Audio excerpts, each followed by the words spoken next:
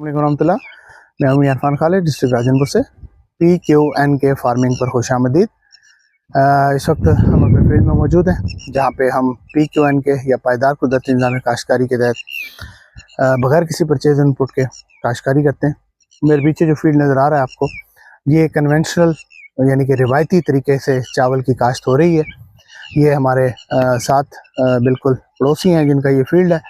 तो हम क्योंकि PQNK पर लगा रहे हैं और ये कन्वेंशनल के ऊपर लगा रहे हैं, तो सेम डेट है, यानी कि आज की तारीख के अंदर इनका यानी कि ये जो है शिफ्टिंग स्टार्ट हो चुकी है। और हमारी जो है ना वो ये इनकी कल स्टार्ट हुई है, हमारी आज से स्टार्ट हो रही है। तो दोनों क्रॉप्स जो हैं वो साइड बाय साइड मौजूद हैं।